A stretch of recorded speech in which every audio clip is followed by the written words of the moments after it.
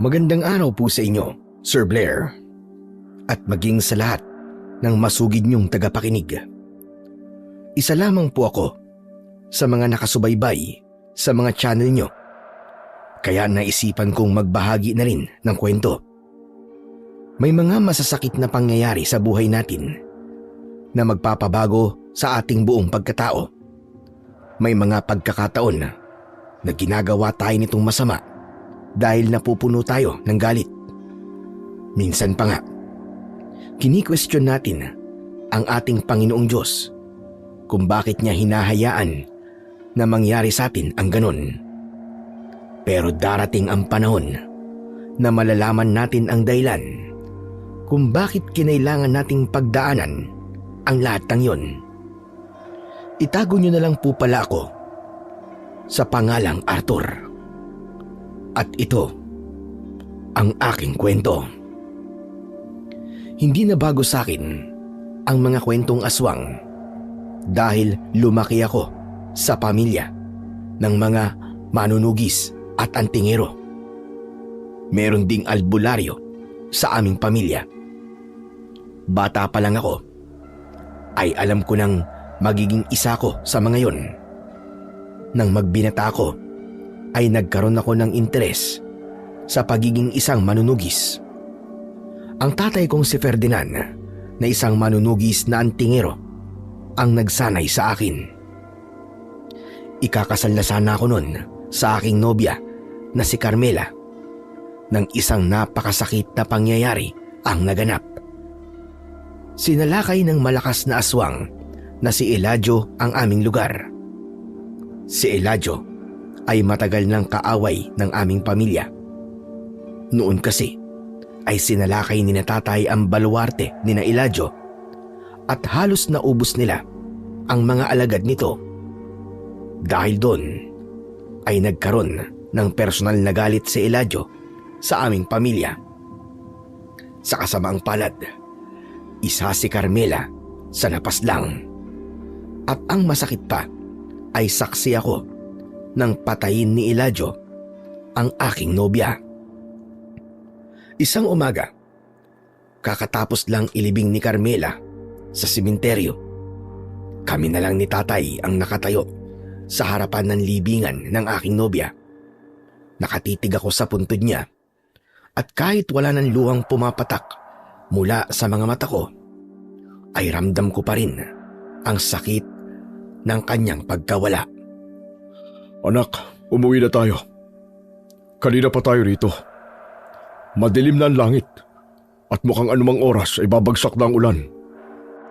Tay, wala man lang akong nagawa para iligtas si Carmela.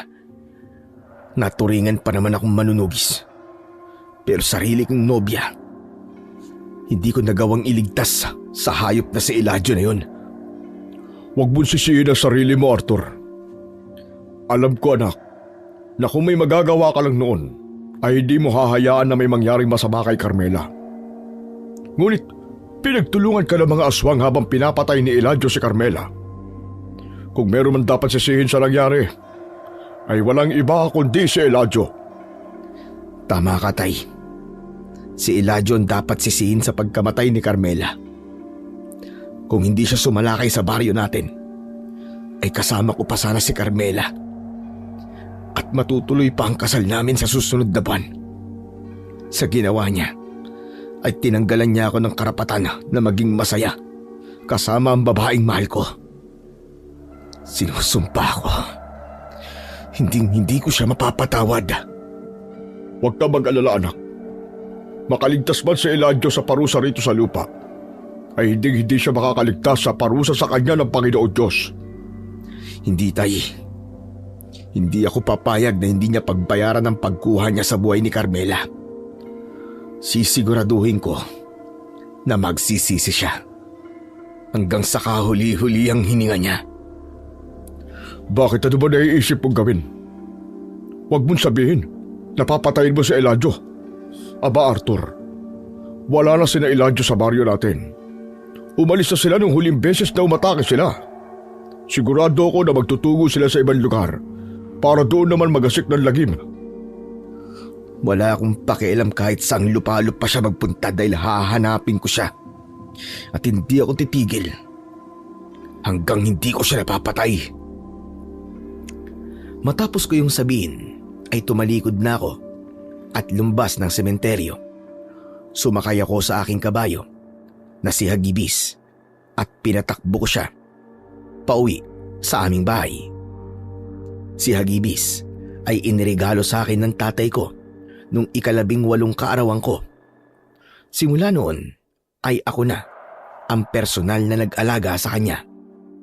Para sa akin ay hindi simpleng kabayo lang si Hagibis, kundi isang kaibigan na naging saksi sa lahat ng malulungkot at masasayang pangyayari sa buhay ko simula nang nakasama ko siya. Pagdating sa bahay ay dumiretso ko sa aking kwarto. Kinuha ko ang isang may kalakihang bag. Binuksan ko ang baul na nasa sulok. At mula roon, inilabas ko ang mga sandata ko sa pakikipaglaban sa mga aswang. Naroon ang aking pistol na ginagamit sa malayuang pag-atake. Ang aking balaraw naman ay para sa malapitang pakikipaglaban, habang ang aking latigo na pinakasanay akong gamitin ay para rin sa malayuan at malapitang pag-atake. Yung tipong napapalibutan ako. At lahat ng yon ay inilagay ko sa bag kasama ang mga bala ng pistol. Habang naglalagay ako ng mga damit sa bag ay pumasok si tatay sa aking kwarto. Teka, anong ginagawa mo? Bakit ka nag-iimpake, anak? Hindi pa po ba malinaw sa inyo sinabi ko kanina? Hahanapin ko si Eladio at pagbabayarin ko siya sa pagpatay niya kay Carmela. Hindi ako makakapayag na basta na lang niya matatakasan ang kasalanan niya sa akin. Pwede bang huminahon ka na muna, Arthur? Pakalmahin mo ang sarili mo at huwag kang basta-basta magdidesisyon habang mataas ang iyong emosyon. Sigurado na ako, Tay. Ito ang gusto kong gawin. Ang ipaghigante si Carmela at bigyan ng katarungan ng pagkamatay niya. Malakas na uri ng aswang sa Eladio, anak. Tingin mo ba ay kakayanin mo siya? Noon nga hindi natin siya nagawang mapatay kahit kasama ko pa ang lolo mo. At ang isa kong kapatid. Ikaw na rin po nagsabi sa akin noon na isa akong mahusay na manunugis. Ilang aswang na po nagawa kong patayin. At para sa akin ay walang kaibahan si Eladio sa kanila. Meron pala siyang pinagkaiba. Siya ang pumatay sa babaeng dapat ay pakakasalan ko. Arthur, huminahon ka, iho. Pwede bang makinig ka muna sa akin? Malaki ang posibilidad na mapahamak ka sa gagawin mo na yan, lalo na't mag-isa ka lang. Nawalan na ako ng asawa dahil sa mga aswang. At ayoko mawalan din ako ng anak nang dahil sa mga halimaw na yun. Natigilan ako sa sinabi ng tatay ko. Tumingin ako sa kanya at nakita ko na nangilid ang kanyang luha. Gaya ng aking nobya ay pinatay din ng mga aswang noon si nanay. Namatay siya na pinoprotektahan ako nung bata pa ako. Nakikiusap ako sa iyo, anak. Makinig ka naman sa akin. Kung gusto mo maghiganti kay Eladio, ay kailangan mo yung pagplanuhan ng mabuti. Oo, hindi ko'y kinakailangan na mahusay at malakas kang talaga. Pero kung kikilos ka ng padalos-dalos, baka'y kapahamak mo pa yan. Pero di ba tayo naiintindihan niyo naman ako? Nangyari na rin po ito sa inyo noon. Namatay ang babaeng mahal mo ng dahil sa mga aswang. Dapat ay alam nyo kung ano ang nararamdaman ko ngayon. Alam kong nararamdaman mo at alam ko kung gaano yung kasakit. Pero Arthur, makinig ka sa akin. Walang magiging resulta ang gagawin mo. Maniwala ka. Kilala mo po ako na palaging sinusunod kung ano ang sasabihin nyo, Tay. Pero pasensya na po kayo dahil sa pagkakataong ito. Ang gusto ko naman ang masusunod. Ipaghihiganti ko pa rin si Carmela. Hindi ako titigil hanggat hindi ko napapatay si Eladio. Kahit ano pong sabihin nyo sa akin. ay hindi na magbabago ang desisyon ko. Sa palagay ko, ay hindi ko na nga mababago pa kung ano ang gusto mong gawin. Pero kung itutuloy mo paghanap mo kay Eladio, ay di ko pwedeng hayaan na mag-isa mo siyang haharapin. Ano pong ibig niyong sabihin? Sasamahan kita. Dalawa tayong maghahanap at papatay sa kanya. Pero tay, ako lang ang dapat gumawa nito. Sa akin lang may atraso sa Eladio. Sa'yo lang ba? Paano naman ang mga taong pinatay niya sa baryo natin bukod kay Carmela? Sa tingin mo ba, ay hindi ako nasasaktan sa pagkawala nila? Lalo na't karamihan sa kanila ay mga malalapit sa atin? Hindi mo ba napansin na halos lahat ng pinatay ni Eladio ay mga taong alam niya na mahalaga sa atin? Matalino si Eladio, anak. Napakatuso niya. Sigurado ako na bago ang pag-atake niya rito, ay nagmanman muna siya at inalam niya kung sino-sino ang dapat niyang patayin. Kaya kung itutuloy mo ang pinaplano mo, sasama ako sa iyo. Umurong ang dila ko sa sinabi ni tatay. Nakita ko sa mukha niya na seryoso siya sa kanyang sinabi at alam kong wala akong magagawa kundi ang pumayag sa kung ano ang gusto niya. Kinagabihan, matapos namin maghapunan, ay muli kaming nag-usap ni tatay. Nasa kusina kami at magkaharap kaming nakaupo sa aming hapagkainan. Nakapagdesisyon ka na ba? Itutuloy mo pa rin ba ang paghanap kay Eladio? Opo, tay. Desidido na po akong patayin ng hayop na aswang na yon. At pumapayag na rin po ako na samahan niyo ko.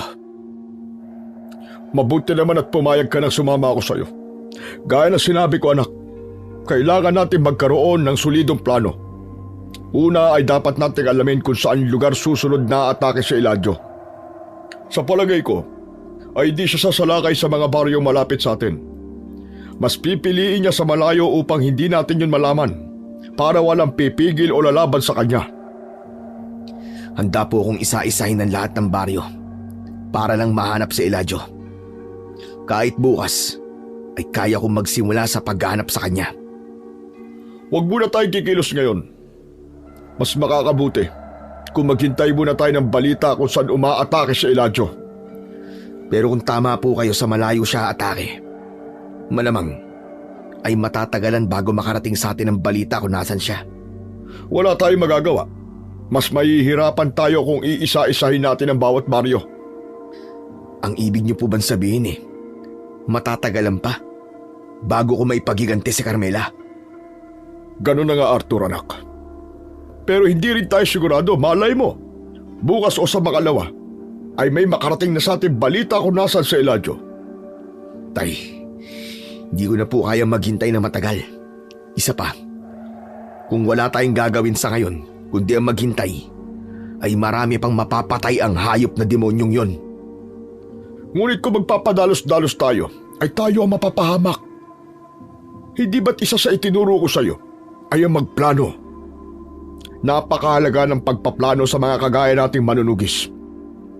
Oo nga pala, hintayin mo ko rito. Dahil meron akong ibibigay sa iyo. Tumayo si tatay at pumasok siya sa kanyang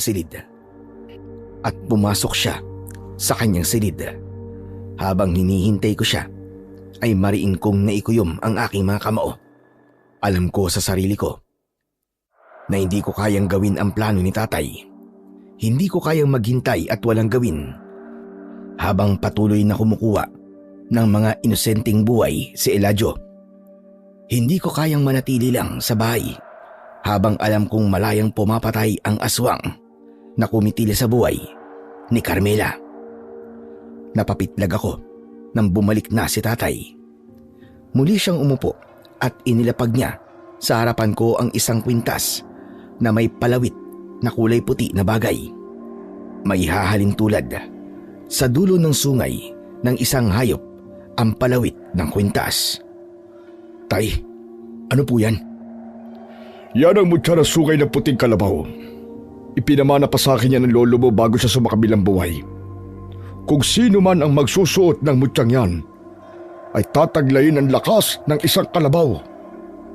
Pero dahil nagmula yan sa isang kakaibang kalabaw, ay meron din niyang kakaibang kapangyarihan Hindi lang lakas ang tataglayin ng nagmamay-ari niyan, kundi bilis at tapang sa pakikipaglaban sa mga aswang.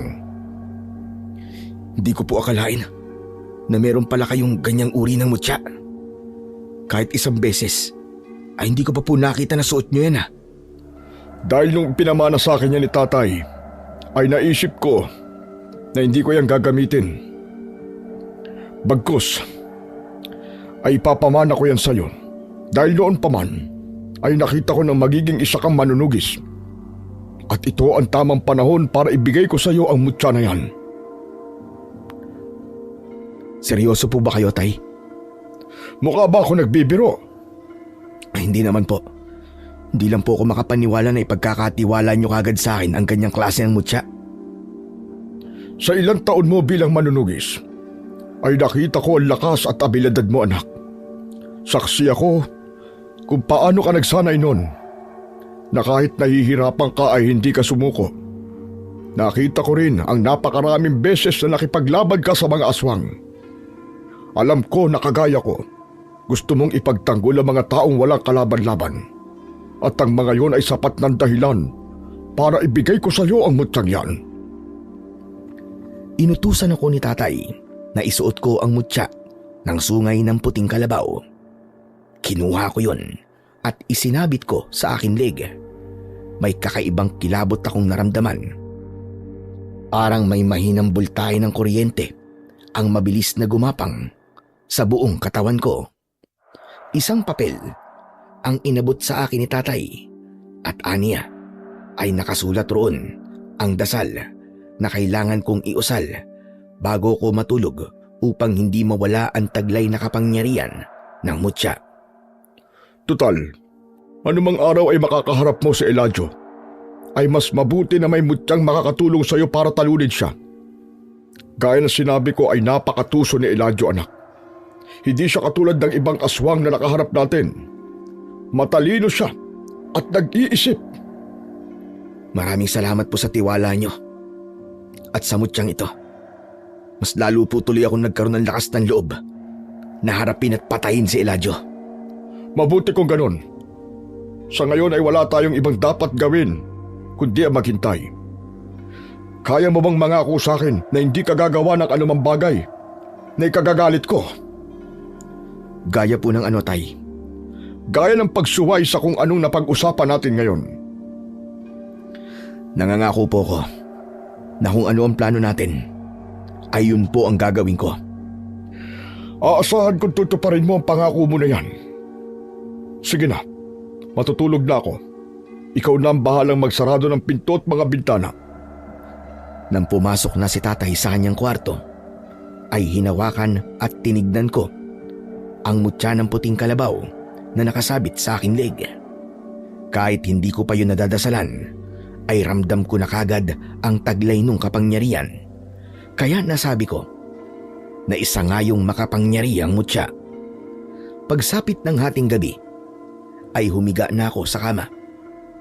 Agad akong nakatulog dahil sa labis na antok. Ngunit hindi nagtagal ay nagising ako.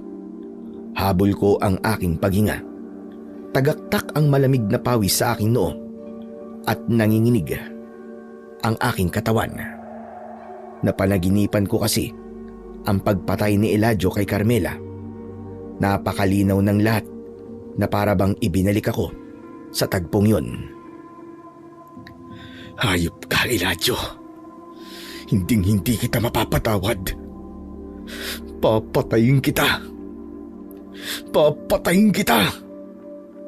Mas naging maalab ang galit ko. Nang oras na yon, ay walang ibang nasa isip ko, kundi ang maghiganti. At alam ko na hindi ko kayang maghintay ng matagal para makuha ang hustisya na nararapat para kay Carmela. Agad akong nagdesisyon na suwayin ang tatay ko. Kinuha ko ang aking bag at inilagay kong muli roon ang aking mga sandata. Naglagay din ako ng ilang damit at pera. Pinalitan ko ang suot ko ng komportableng pantalon at damit na may mahabang manggas. Nang lumabas ako ng kwarto, ay sandali akong huminto. Tumingin ako sa nakasaradong pinto ng kwarto ni tatay. Tay, alam kong magagalit ka sa gagawin ko. Pero hindi ko na kayang maghintay ng ilang araw pa para makaharap sa Eladio. Huwag po kayong mag-alala dahil gagawin ko ang lahat para magtagumpay ako sa pagpatay sa kanya. Sana ipagdasal niyo na lang po na makabalik pa ako rito ng buhay. Matapos yun ay lumabas na ako ng bahay.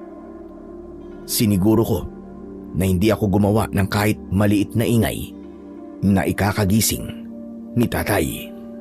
Sa labas ay inilabas ko sa kwadra ang kabayo kong si Agibis at sumakay ako sa kanya.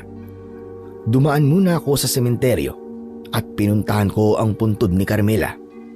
Lumuhod ako sa harapan ng kanyang puntod at hindi ko napigilan ang pagkawala ng aking luha. Carmela, patawarin mo ko kung hindi kita nagawang iligtas. Patawad kung wala akong nagawa kundi ang panoorin ng walang awang pagpatay sa iyo ni Eladio. Kung di sana nangyari yun, ay masaya pa rin tayo magkasama ngayon habang pinaplano natin ang ating nalalapit na kasal. Pero huwag kang mag-alala, Carmela. Dahil hindi ako papayag na hindi mabigyan ng hustisyang ginawa sa iyo ng hayop na si Eladio na yun. Papatayin ko siya. Hahanapin ko siya kahit saan lugar siya magpunta. Ipaparamdam ko sa kanya ng triple ang sakit na ipinaramdam niya sa iyo. Pangako, hindi ako titigil hanggat di ko nakukuha ang katarungan na nararapat para sa iyo at sa lahat ng taong pinatay ni Eladio. Mahal na mahal kita, Carmela. Sana'y gabayan mo ko sa bawat takbang na gagawin ko simula ngayon. Nanatili pa ako ng ilang sandali sa tabi ng puntod ni Carmela. Sinariwa ko ang masasaya naming alaala nung buhay pa siya. Pakiramdam ko ay nababaliw na ako dahil may mga pagkakataon na napapangiti ako sabay biglang iyak. Napakalalim ng sugat na iniwan sa puso ko ng pagkamatay ni Carmela at alam ko na ang kamatayan lamang ni Eladio ang makapaghihilom sa sugat na yon. Maya-maya pa ay umalis na ako sa sementeryo sakay ng aking kabayo. Nagsimula na akong maglakbay para hanapin si Eladio. Naniniwala ako na gagabayan ako ng Diyos at dadalhin niya ako sa lugar kung saan ko makikita ang aking hinahanap. Mabilis na lumipas ang mga araw at hindi ko namalayan na 1 linggo na pala akong naglalakbay sa iba't ibang baryo para hanapin si Eladio. Doon ko napagtanto na tama nga ang plano ng tatay ko. Mas makabubuti kung maghihintay kami ng balita kung saan umaatake si Eladio. Inakala ko kasi na sa gagawin ko ay mas mabilis ko siyang mahanap, pero nagkamali ako. Pero dahil nasimulan ko na ang paghahanap kay Eladio, ay pinanindigan ko na yon. Isang umaga, habang nasa isang baryo ako, ay narinig ko ang usap-usapan na may nakita silang isang aswang doon nung nakaraang gabi. Bilang isang manunugis, ay hindi ko kayang umalis sa lugar na yon nang hindi sila ligtas mula sa aswang. Kaya nanatili ako ron at pagsapit ng gabi ay tinugis ko ang aswang. Gamit ang mutya ng sungay ng puting kalabaw at ang aking mga sandata ay nagawa ko namang patayin ang aswang. Matapos yon ay nagpalipat-lipat pa ako sa ibang baryo at sa tuwing nalalaman ko na may aswang sa lugar na napupuntahan ko ay hindi ako umaalis doon hanggat hindi ko napapatay ang aswang na gumagambala sa kanila.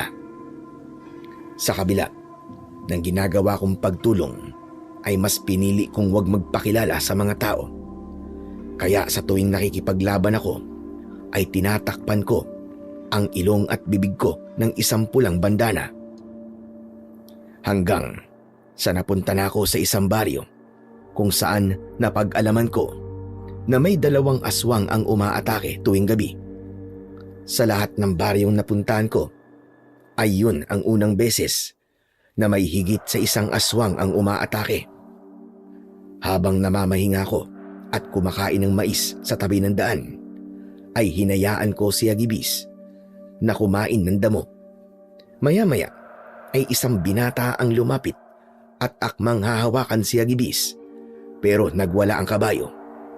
Agad kong pinakalma si Agibis at matalim kong tinignan ang binata. Ano bang ginagawa mo? Hindi ka ba nag-iisip? Hindi mo ba alam na hindi mo pwedeng hawakan ng isang kabayo lalo na't hindi ka nito kilala? Pasensya na. Nagandaan lang kasi ako sa kabayo mo kaya hindi ko napigilan ng sarili ko na hawakan siya eh. Pero kung nasipa ka niya, hindi ako pansisisihin mo. Bibigyan mo pa ako ng problema. Pasensya na talaga. Akala ko kasi ayos lang nahawakan siya kahit hindi niya ako kilala. Sa susunod magsabi ka muna sa akin at hindi yung basta ka nalang hahawak sa kabayo ko. Magsasabi na ako sa iyo ngayon. Pwede ko bang hawakan ang kabayo mo? Hindi pwede. Kung kailan mainit na ang ulo ko, saka mo yung ginawa. Bumalik na ako sa pagkakaupo at muling kumain. Akala ko ay aalis na yung binata. Pero nanatili siyang nakatayo sa tabi ko. Tumingin ako sa kanya at napansin ko na tila natakot siya sa paraan ng pagtingin ko sa kanya. Ano pang tinatayo-tayo mo dyan? Umalis ka na. Teka, sandali lang. Hindi ka kasi pamilyar sa akin eh. Sa palagay ko, ay dayo ka dito sa lugar namin. Ano naman kung dayo ko? May problema ka ba ron? Meron. Alam mo kasi, may mga aswang na sumasalakay dito sa amin gabi-gabi. Kaya delikado kung dito ka mananatili. Mas mabuti na umalis ka na lang kaysa mapahamak ka. Ano bang pakialam mo kung mapahamak ako? Kung may mangyaring masama sa akin ay hindi mo na yung problema. Sa akin problema yon. Isa pa, kaya kong sarili ko. Sugit naman ito. Nagpapaalala lang naman ako eh. Pero, saan ka ba nakatira? Kanino ka tumutuloy? Bakit ba ang dami mong tanong? Sino ka ba ha? Ako si Kaloy. Isa akong residente sa baryong to. Ayoko lang na merong napapahamak sa mga tao dito kahit dayo lang. Kaya gusto kong malaman kung meron kang tinutuluyan na bahay. Wala akong tinutuluyan na bahay rito. Okay ka na ba? Nasagot ko na ang tanong mo kaya umalis ka na. Hindi mo ba narinig ang sinabi ko sa'yo kanina? May mga aswang na sumasalaki dito tuwing gabi. Hindi mo rin ba narinig ang sinabi ko? Kaya ko ang sarili ko. Pero delikado kung wala kang bahay na matutuluyan. Pero kung gusto mo, doon ka na lang sa bahay ko. Wala naman akong kasama ron eh. At bakit naman ako magtitiwala sa isang kagaya mo? Hindi nga kita kilala. Gusto ko lang naman tumulong. Kumbagay nagmamagandang loob lang ako kaya wag mo sanang masamain ang mga sinasabi ko sa'yo. Hindi ko kailangan ng tulong ng kahit na sino. Baka pwede ba? Lubayan mo na ako. Iwan mo na ako rito. Ikaw ang bahala. Basta walang sisiyan ha. Pero kung sakaling magbago ang isip mo, ang bahay ko ay yung nasa tabi ng puno ng kaimito sa may bandang dulo nitong baryo. Puntahan mo lang ako ron kapag kailangan mo na matutuluyan. Matalim kong tinapunan ng tingin yung binata at hindi na ako nagsalita pa. Nang umalis na siya, ay napailing na lang ako. Ramdam ko naman ang sinseridad ng binata at alam kong nag-aalala talaga siya sa akin. Ramdam ko na nais niya talagang tumulong pero alam ko na hindi ako magtatagal sa lugar na yon kaya ayokong nakikipagkaibigan. Pagsapit ng gabi ay mas naging tahimik ang baryong yon. Nakatago ako sa dilim at nakikiramdam. Alam ko na sa gabing yon ay sasalakay ang dalawang aswang. At hindi nga ako nagkamali dahil hindi nagtagal ay may narinig akong humihingi ng tulong. Boses yon ng isang lalaki. Pinuntahan ko ang pinagmumulan ng sigaw at nakita ko na hinahabol ng dalawang aswang yung binatang kumausap sa akin kanina. Hawak niya ang duguan niyang braso. Agad kong itinakip. ang bandana ko sa kalahati ng aking muka. Sumakay ako sa aking kabayo at tumakbo yun pasalubong sa lalaki. Tulong! Tulungan niyo ako! Inaatake ako ng mga aswang! Saklolo! Nang malapit na ako sa binata, ay inabot ko ang kamay ko sa kanya. Nang hawakan niya ang kamay ko, ay hinila ko siya ng malakas at isinakay ko siya sa kabayo. Gamit ang pistol, ay binaril ko ang isang aswang. 2 magkasunod na bala ang bumaon sa gitna ng noo ng aswang na agad nitong ikinamatay. Bumaba ako sa kabayo upang harapin ang isa pang aswang. Hinampas ko siya ng latigo. Lumata yun sa kanyang katawan. Galit na galit siyang sumugod at nang akmang kakalmutin niya na ako, ay mabilis akong yumuko sabay saksak ng balaraw sa kanyang tiyan. Pagtayo ko ay hindi ko naiwasan ang pagbaon ng mga kuko ng aswang sa aking tagiliran. Impit ako napasigaw pero hindi ako pinanghinaan ng loob. Pinaghahampas ko siya ng latigo at saka ko siya binaril sa tapat ng kanyang puso. Matapos yun ay bumagsak na siya at nangisay hanggang sa mamatay. Nagulat ako nang biglang may yumakap sa akin. Agad kong itinulak ang taong yumakap sa akin. Maraming salamat sa pagliligtas niyo po sa buhay ko. Akala ko talaga'y mamamatay na ako kanina. Walang anuman. Pero sa susunod, huwag mong niyayakap ang isang tao nang hindi ka nagpapaalam. Pasensya na. Sobrang natuwa lang kasi ako eh. Pero sino ka ba? Pwede mo bang alisin ang bandanang nakatakip sa mukha mo? Para makilala ko kung sino ang nagligtas sa akin. Hindi mo na kailangan malaman kung sino ako. Ganun ba? Pero saan mo nakuha ang ganung kakayahan? Ngayon lang ako nakakita ng isang tao na nakipaglaban sa 2 aswang. Para mapatay mo sila ng mag-isa, ay masasabi ko na talagang dalubhasa ka sa pakikipaglaban. Isa akong manunugis. Yan lang ang sagot na pwede kong ibigay sa'yo. Ngayon, ay ligtas na ang baryo niyo sa mga aswang. Sabihin mo sa lahat na wala na kayong dapat na ikatakot pa. Sige po. Sasabihin ko po sa kanila na isang magiting na kabalyero ang pumatay sa mga aswang. Sigurado ko na matutuwa silang lahat. Maraming salamat sa pagligtas mo sa aming lahat. Anong kabalyero sinasabi mo? Hindi porke meron akong kabayo, ay isa na akong kabalyero. Ganun ba? Akala ko kasi isa kang kabalyero eh. Kumusta pala ang sugat mo sa tagiliran? Mukhang napuruhan ka. Ang daming dugo oh. Huwag kang mag-alala. Ayos lang ako. Sanay na ako sa ganitong sugat dahil hindi na bago sa akin ang masugatan sa tuwing naikipaglaban ako sa mga aswang. Tatalikod na sana ako. Pero naramdaman ko ang pag-igting ng sakit sa aking sugat. Napahawak ako roon at hindi ko napigilan ang mapangiwi. Muntik pa nga akong mabuwal. Mabuti na lamang at nagawa kong humawak sa aking kabayo. Nakita mo na? Hindi ka okay. Ang mabuti pa sumama ka sa akin sa bahay para magamot ko sugat mo.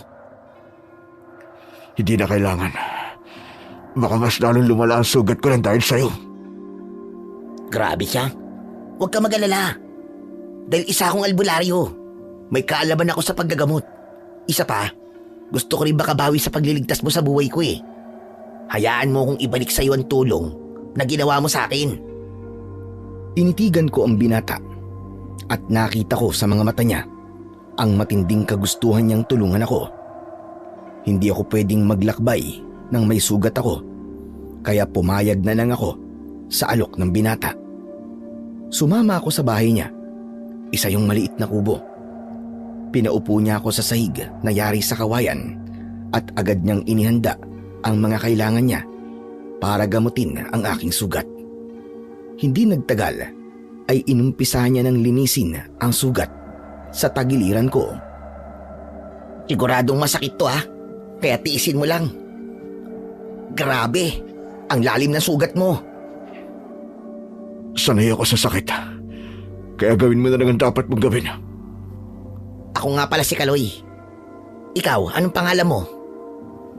Hindi ba sinabi ko na kanina na hindi mo na kailangan malaman kung sino ako? Napaka-misteryoso mo pala. Hindi mo na nga sinasabi ang pangalan mo. Hindi mo pa pinapakita ang buong muka. Alam mo, mas mabuti na magpakilala ka sa mga tao rito. Sigurado ako na magpapasalamat silang lahat sa'yo. Sobrang laki kasi ng nagawa mong tulong sa aming lahat. Kung di mo na itatanong, mag-iisang buwan nang umaatake yung 2 aswang na yun dito sa amin. At ikaw lang ang nakapatay sa kanila. Hindi ako tumutulong para purihin at pasalamatan. Sapat na sa akin na malamang ligtas na kayong lahat dito mula sa mga aswang. Talaga palang kahanga-hanga ka. Bihira akong makakilala ng taong kagaya mo na kahit nakakatulong ay ayaw pasalamatan sa kanyang kabayanihan. Pwede ba tumahimik ka na lang muna? At gamutin mo na lang ang sugat ko para matapos na tayo rito. Ay sige. Hindi na muna ako magsasalita. Pasensya ka na. Natutuwa lang kasi akong kausap ka eh. Hindi ko na sinagot ang sinabing yun ni Kaloy dahil alam ko na hindi siya tatahimik hanggat sinasagot ko ang mga sinasabi niya. Hinayaan ko na siyang gamutin ang sugat ko at makalipas ang ilang sandali ay natapos na siya. Masasabi ko na mahusay siyang albularyo dahil nagawa niyang pahintuin ang pagdugo ng aking sugat. Bukod doon ay maayos din ang bendang inilagay niya sa akin. Salamat sa paggamot mo sa sugat ko, Kaloy. Walang anuman po. Isang karangalan para sa akin na matulungan ng taong nagligtas sa buhay ko. May isang pabor pala akong hihingin sa'yo. Ano yun? Sabihin mo lang. Kahit ano pa yan. Kahit di ko kaya, gagawin ko. Ganyan kakalakas sa akin eh. Makikitulog sana ako rito sa bahay mo. Kahit 1 o 2 oras lang. Di kasi ako pwede magpatuloy sa paglalakbay nang hindi ako nakakapagpahinga ng maayos. Yun lang ba? Sus, walang problema yun kung gusto mo dito ka pa tumira habang buhay eh. Hindi ko kailangan manirahan dito ng matagal. May misyon akong dapat na gawin. Ano ka mo? Anong misyon? Hindi mo na kailangan malaman pa. Kailangan ko na magpahinga. Dahil aalis din ako dito bago sumikat ang araw. At pakiusap. Huwag mong tatangkain na alisin ang bandanang nakatakip sa aking mukha. Dahil kapag ginawa mo yan, ay hindi ako magdadalawang isip na gawin sa iyo ang ginawa ko doon sa 2 aso na pinatay ko kanina. Seryoso ako, di ako nagbibiro. Huwag ka mag-alala. Nire-respeto ko ang desisyon mong huwag ipaalam sa akin kung sino ka. Hindi ako gagawa ng bagay na ikagagalit mo habang natutulog ka. Sige, doon ka na lang matulog sa papag. Dito na lang ako sa sahig. Ang totoo ay hindi ako seryoso sa sinabi ko. Hindi ko kayang saktan si Kaloy kahit paalisin niya ang bandana sa aking mukha. Sinabi ko lang yon para matakot siya na alamin kung sino nga ba talaga ako. Tumayo na ako at inilagay ko sa isang sulok ang aking dalang bag. Matapos yun ay humiga na ako sa papag. Nang dahil sa matinding pagod ay agad akong nakatulog. Mahigit 2 oras akong nakatulog. Pagbangon ko ay nakita ko si Kaloy na mahimbing na natutulog sa banig na nakalatag sa sahig. Binuksan ko ang bintana at doon ko nalaman na sumisikat na ang araw. Kinuha ko ang aking bag at tahimik akong lumabas ng kubo. Nilapitan ko ang kabayo kong si Hagibis at inalis ko ang pagkakatali niya sa isang puno. Hinaplos ko ang muka ng aking kabayo. Nabigo na naman tayo mahanap si Elijah sa baryong to. Pero di bale, ang importante ay muli tayong nakatulong. At nararamdaman ko na nalalapit na ang pagharap namin ni Elijah. Ngayon, Hagibis, ang gusto ko ay dalhin mo ko dun sa lugar kung saan maaaring naroon ang aswang na hinahanap natin. Sumakay ako kay Hagibis at pinaglakad ko siya ng marahan upang hindi agad siya mapagod. Makalipas ang ilang sandali ay tuluyan na kaming nakalabas ni Agibis sa baryong yon. Dumaan kami sa gubat at nang may nakita akong malinis na ilog ay hinayaan kong uminom muna roon ang aking kabayo. Umupo ako sa isang bato sa tabi ng ilog at inisip ko ang tatay ko. Medyo matagal na kasi ang nakalipas simula nang umalis ako sa aming bahay nang walang paalam. Sigurado ko na araw-araw na nag-aalala ang tatay ko sa akin. Kaya gusto ko na ring matapos ang aking misyon para makauwi na ako sa amin at makasama ko ng muli si tatay. Nagulat ako nang mula sa kung saan ay may paulit-ulit na sumigaw ng salitang kabalyero. Napalingon ako sa likod at napakunot ako ng noo nang makita ko si Kaloy na palapit sa akin. May nakasukbit na bag sa likuran niya. Habol niya ang kanyang paghinga nang nakalapit na siya sa akin. Ay, Diyos ko. Grabe, nakakapagod. Kanina pa kita hinahanap. Mabutit nakita kita. Sino ba kasing may sabing sundan mo ako? At anong ginagawa mo rito? Alam kong ikaw ang kabalyerong nakipaglaban sa mga aswang kagabi. Ha? Ano ba sinasabi mo? Hindi ako nakikipaglaban sa mga aswang kaya nagkakamali ka sa sinasabi mo. Huwag ka na magkaila. Kanina lang ay naisip ko ang pagkakapareho mo dun sa nakipaglaban sa mga aswang kagabi. Parehas kayong may kabayo at magkamukha ang kabayo niyong dalawa. Hindi mo ba alam na maraming kabayo na may ganitong itsura? Parehas kayo ng katawan at ng tangkad. Normal lang yun. Maraming tao ang kasing katawan ko at kasing taas ko. Eto, hindi ka na makakalusot dito. Mas lumapit pa si Kaloy sa akin at nagulat ako nang mariin niyang hawakan ang sugat sa tagiliran ko. Aray ko! Oh, sabi ko na nga be. May sugat ka sa tagiliran mo. Ikaw nga yung kabalyerong nakipaglaban sa mga aswang kagabi. Wala ka ng lusot ngayon. Binunot ko ang balaraw ko at itinutok yun sa leeg ni Kaloy. Nanlaki ang kanyang mga mata at tinitigan ko siya ng matiim. Oo, inaamin ko na. Ako nga ang pumatay sa mga aswang sa baryo nyo kagabi. Pero subukan mo lang sabihin sa ibang nalalaman mo. At papatayin talaga kita. Alam kong hindi mo ko kayang patayin. Kasi mga aswang lang ang pinapatay mo. Huwag ka mag-alala kasi wala naman akong balak na ipagsabi sa iba ang katauhan mo eh. Kapag may ibang nakaalam kung sino ko, babalikan kita. Hindi mo na ako kailangan balikan. Kasi, sasama ako sa'yo. Ano ka mo? Ano sinasabi mo sasama ka sa akin? Gusto kitang tulungan sa misyon mo. Hindi ba? Nabanggit mo sa akin kagabi na meron kang misyon. Gusto kong makasama sa kung ano man ang gusto mong gawin. Nagpapatawa ka ba? Wala kang maitutulong sa akin. Ang mabuti pa, umuwi ka na at itikom mo na lang yung bibig mo. Isa akong albularyo, hindi ba? Kapag nasugatan ka sa pakikipaglaban, ay ako ang gagamot sa mga sugat mo. Hindi man kita matulungan sa pakikipaglaban, ay pwede naman kitang tulungan pagdating sa bagay na yon. Wala kang alam kung gaano kadelikado ang ginagawa ko. Kapag may nangyaring masama sa'yo, paniguradong ako ang sisisihin ng pamilya mo. Eh wala na akong pamilya. Mag-isa na lang ako sa buhay. Ang totoo niyan ay pinatay ng mga aswang ang buong pamilya ko. Isa sila sa mga unang biktima ng 2 aswang na pinatay mo. Simula nang naulila ako, ay palagi kong tinatanong ang Diyos kung ano bang dahilan kung bakit ako nabubuhay. Nang nakilala kita at nalaman kong meron kang misyon, ay naisipan ko na tulungan ka. Baka kaya hindi ako namatay nang gabing umatake ang mga aswang sa bahay namin ay dahil meron pa akong kailangan gawin dito sa mundo. At yun ay ang samahan ka sa misyon mo. Nangangako ko na hindi ako magiging pabigat sa'yo. Ikinalulungkot ko nangyari sa pamilya mo. Pero hindi kita hayaang sumama sa akin. Bumalik ka na sa baryo nyo. Isa kang albularyo. Manggamot ka na lang ng mga may sakit doon. Isa nga akong albularyo. Pero wala namang may tiwala sa akin. Lahat sila iniisip na hindi ako magaling kasi bata pa ako. Arang-awa mo no. Isama mo na ako sa iyo. Ang totoo niyan, dala ko na ang ilang mga gamit at mga gamot na kakailanganin mo kapag nasugatan ka.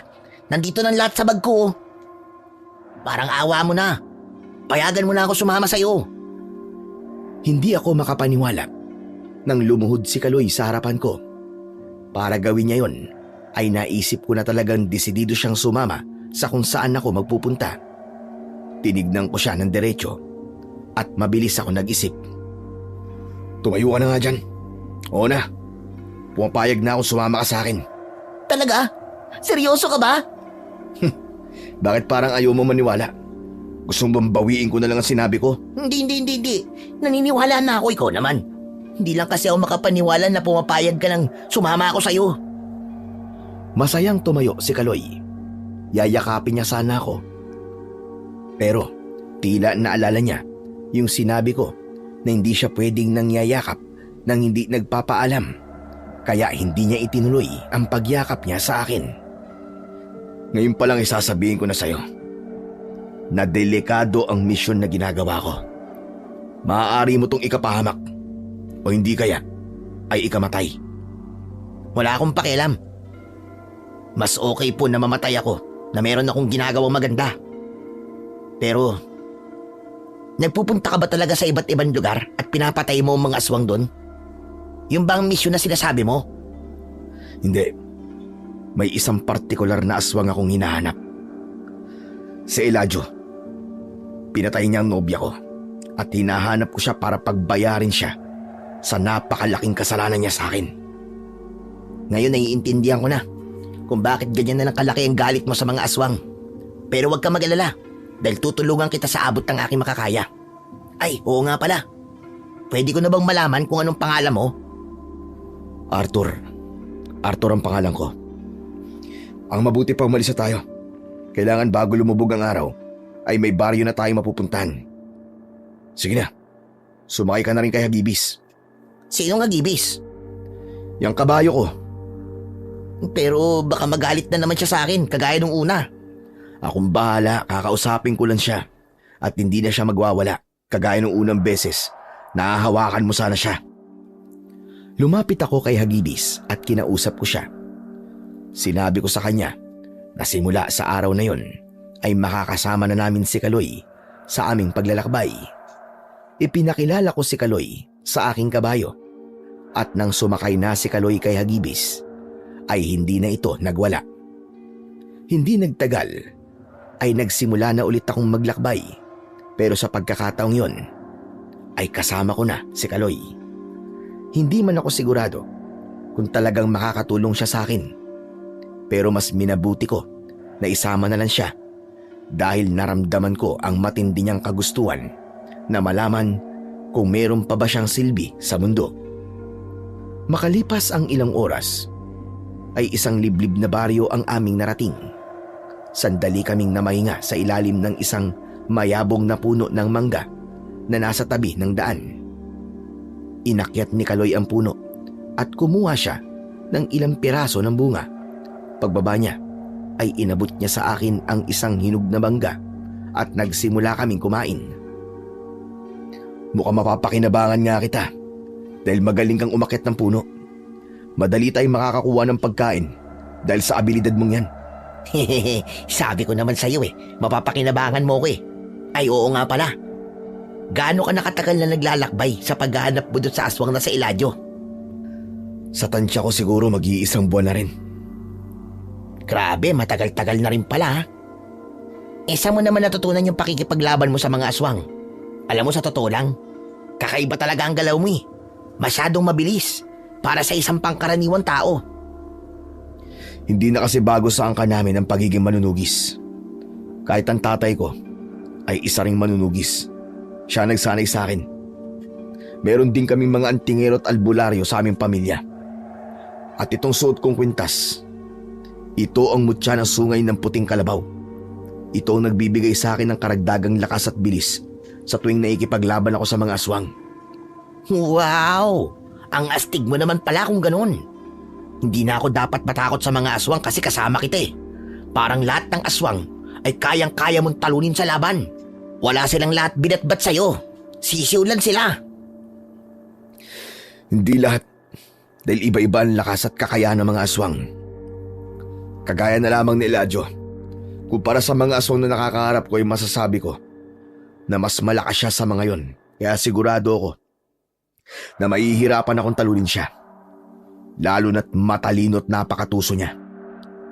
O nga pala, huwag mong sasabihin kahit kanino mga sinabi ko sa iyo lalo na ang tungkol sa mutya na meron ako. Hindi maganda na malaman ng mga kalaban ko kung saan nanggagaling ang aking lakas at bilis. Huwag kang mag-alala. Kung ano mga napag-usapan nating dalawa ay hindi makakalabas sa iba. Mapagkakatiwalaan mo ko, Arthur. Hindi ko agad binibigay ang tiwala ako sa taong kakakilala ko pa lang. Kailangan mo munang patunayan sa akin ng maraming beses na dapat nga kitang pagkatiwalaan. Pero iniisip ko, kung may aswang ba sa baryong to, mamaya ay aalamin ko ang nangyayari dito. Bakit mamaya pa? Kung pwede naman ngayon na. Nagpapahinga pa ako. Mamaya na lang. Di ako na lang ang kikilos. Dito ka lang at ako na ang bahalang sumagap ng chismis kung meron bang aswang sa lugar na to. Basta dito ka lang huwag kang aalis Babalik agad ako. Baka mamaya iwan mo ko. Hindi na ako hinintay ni Kaloy na makapagsalita at nagmadali na siyang umalis. Alam ko na nagpapakitang gilas si Kaloy sa akin. Gusto niyang ipakita na talagang mapapakinabangan ko siya, kaya hinayaan ko na siya sa kung ano ang gusto niyang gawin. Habang mag-isa ko ay pinagmasdan ko ang kapaligiran.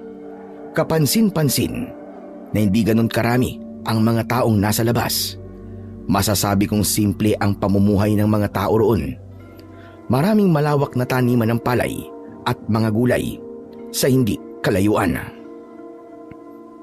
Matyaga akong naghintay na bumalik si Kaloy. Makalipas ang mahigit kalahating oras ay bumalik na si Kaloy at napansin ko ang pagkabahala sa kanyang muka. Ang bilis mo naman bumalik. Anong mga nalaman mo tungkol sa baryong to? Hindi maganda. At hindi ko na kailangan kumausap ng napakaraming tao para malaman kung anong nangyayari dito. Sa kasamaang palad ay may mga aswang na sumasalakay dito, Arthur. Hindi isa at hindi rin dalawa, kundi marami. Tama nga ang pakiramdam ko kanina pa. Napakabigat ng hangin dito. Kung ganon, dito na muna tayo. Kailangan ko ring malaman kung mga alagad ba ni Eladio ang mga aswang na sumasalakay dito. Pero saan tayo makikituloy dito? Hindi natin kailangan makituloy sa kung saan. Sanay ako na matulog sa kung saan-saan. Para pala tayong mga palaboy niyan. Nagre-reklamo ka ba? Pwede ka pa naman bumalik sa baryo nyo. Total, maaga pa naman. Hindi no. Ayoko nang bumalik doon. Basta kung nasan ka, ay nandun din ako. Simula ngayon, ay ako na ang dakilang alalay mo. Alalay? Hindi alalay ang tingin ko sa'yo, kundi kasama sa misyon ko. Oh, ano nangyayari sa'yo?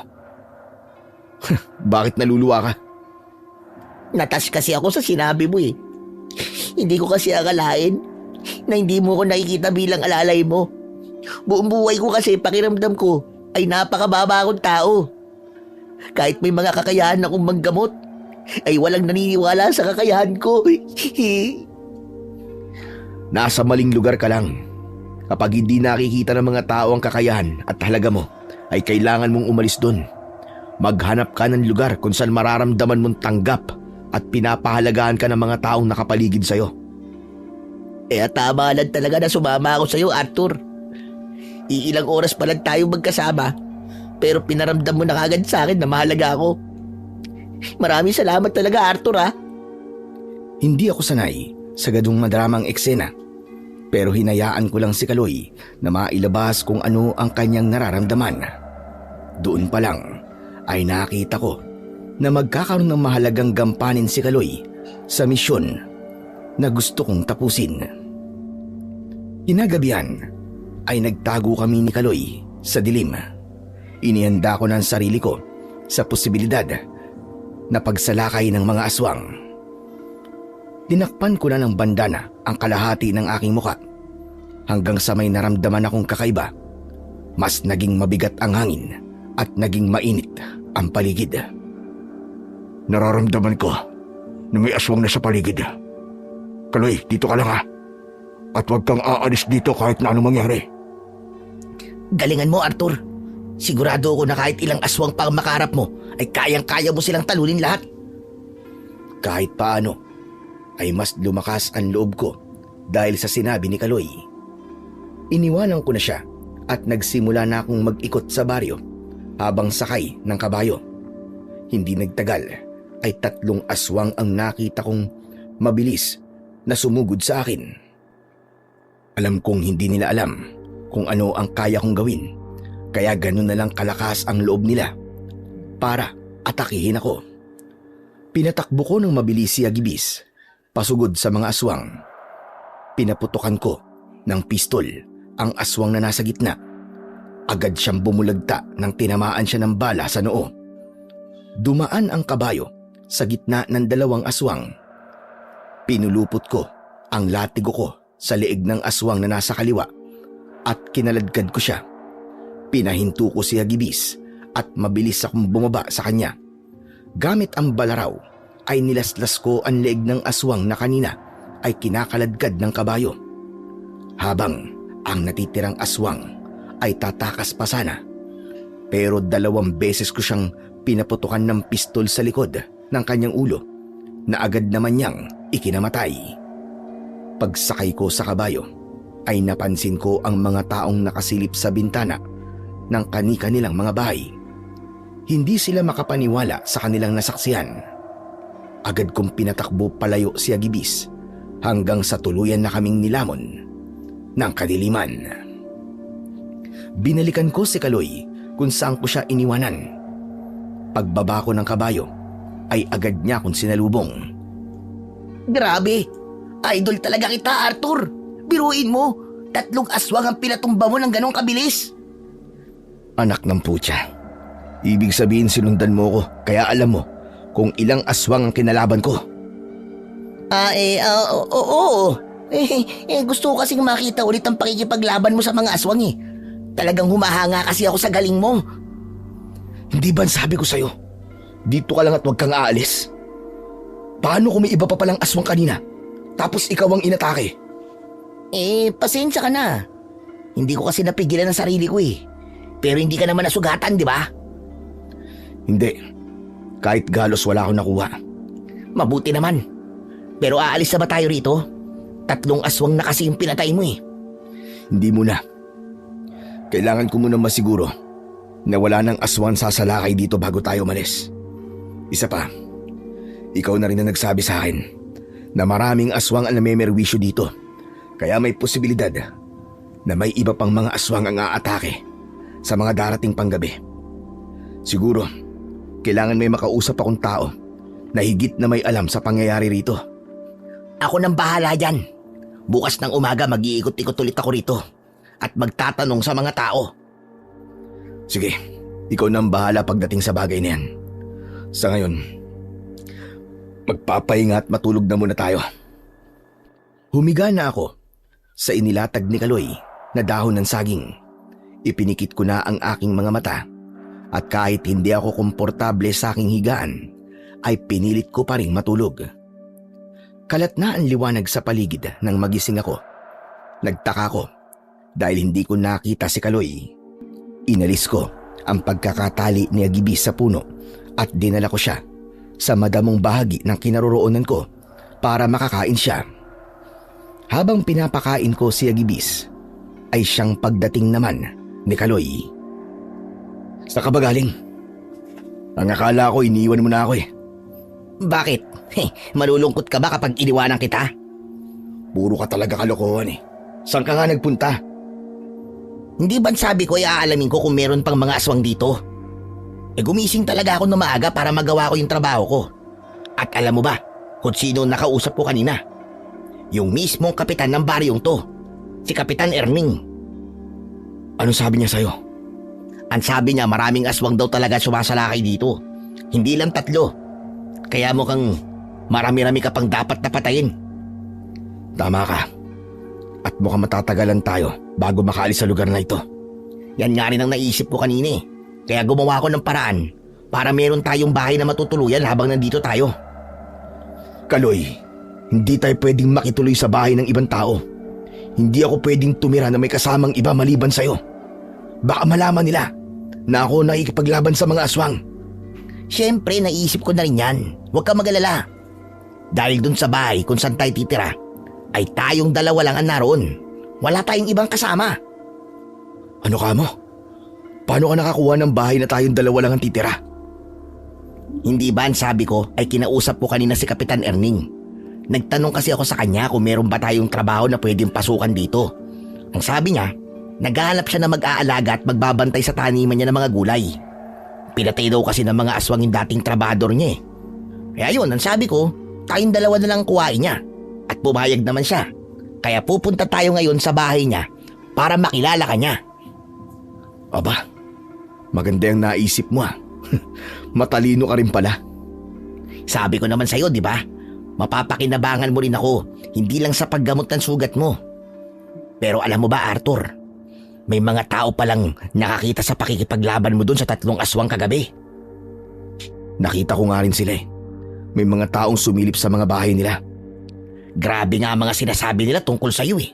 Hangang-hanga sila sa ginawa mo. Ikaw pa lang pala ang nakapatay ng aswang dito. Kahit nga sila sinasabi nila na isa kang kabalyero. Ayan ka na naman sa pagtawag sa akin ng ganyan eh. Hindi nga sabi ako isang kabalyero. Hindi naman ako may sabi nun, sila na eh. Yung mga taong nakatira rito ang tumatawag sa'yo ng kabalyero. Saka, para ka naman kasi talagang kabalyero kasi nakasakay ka sa kabayo. Tapos pinagtatanggol mo pa ang mga tao, di ba? Kaya dapat, simula ngayon, ay masanay ka na nang tinatawag kang kabalyero. Bahala kayo kung anong itatawag niyo sa akin. Saka sa bagay, wala namang masama sa isang pagiging kabalyero. Ama ka. Pero mamaya tayo mag-usap. Punta na natin si Kapitan Erning sa bahay niya kasi naghihintay na siya sa atin doon. Matapos yun, ay sumama na ako kay Kaloy papunta sa bahay ng sinasabi niyang Kapitan Erning. Pagdating doon, ay isang matandang lalaki na may matikas na tindig ang sumalubong sa amin. Nalaman ko na siya si Kapitan Erning. Pagkatapos nun ay ipinakilala ko ni Kaloy sa kanya. Pinapasok kami ni Kapitan Erning sa bahay niya. Pinaupo niya kami sa sala at binigyan niya kami ng mainit na kape at pandesal na may palamang keso. Ikaw pala ang sinasabi ni Kaloy na kaibigan niya na makakasama niya sa pagtatrabaho sa gulayan ko. Ako nga po yun. Bukod sanay naman kayong dalawa sa trabaho at mukha rin kayong mapagkakatiwalaan. Kaya kayo na ang kukunin kong tagapangalaga sa aking gulayan. Kapitan, hindi po ba doon na rin kami titira sa kubo na nakatayo sa mismong gulayan nyo? Oo, para mabantayan nyo rin yung maigi. Alam nyo kasi, may ilang mga nagnanakaw dito ng mga nakatanim na gulay at sa gabi sila umaatake. Bukod sa mga aswang, ay sila ang isa pa sa problema namin dito. Huwag po kayo mag-alala, Kapitan. Si Arthur po ang bahala sa mga magnanakaw na yun. Hindi po sila uubra sa kaibigan ko to. Nakita niyo naman po ang muscle niya, di ba? Ang lalaki. Saka, sanay na sanay po siya sa pakikipaglaban. Ano ka mo? Pakikipaglaban? Ano po kasi? Ang ibig pong sabihin ni Kaloy ay nag-aral po ako noon ng martial arts. Kaya kahit papano, meron akong kaalaman pagdating sa pakikipaglaban. Ganun ba? Pero, pwede bang magsimula na kayo ngayon? Oo naman po, wala pong problema. Kung ngayon na kagad kami magsisimula magtrabaho. Nasabi na rin po kasi sa akin ni Kaloy na pinatay ng mga aswang yung dating nagbabantay sa gulayan nyo. Tama po ba? Oo. Nakakaawa nga ginawa sa kanya ng mga aswang dahil pinatay siya ng walang kalaban-laban. Kaya lahat kami ay natutuwa dahil kagabi ay may isang kabalyerong nakipaglaban at pinatay yung 3 aswang. Kahit papano ay nagkaroon kami ng pag-asa na darating ang panahon na matatapos na ang problema namin sa mga aswang na yan. Talaga po bang marami pang aswang ang sumasalakay dito? Hindi lang yung 3 pinatay niya kagabi? Marami pa sila, Arthur. At sigurado ako na hindi sila titigil sa pagsalakay dito sa aming lugar. hanggat hindi napapatay ang kanilang pinuno. Pinuno? Merong pinuno ang mga aswang dito? Meron. Ang pangalan niya ay Eladio. Isang beses pa lang siya nagpakita sa aming lahat. Sinabi niya na uubusin niya ang lahat ng mga tao rito dahil dito sila magtatayo ng kanilang baluarte.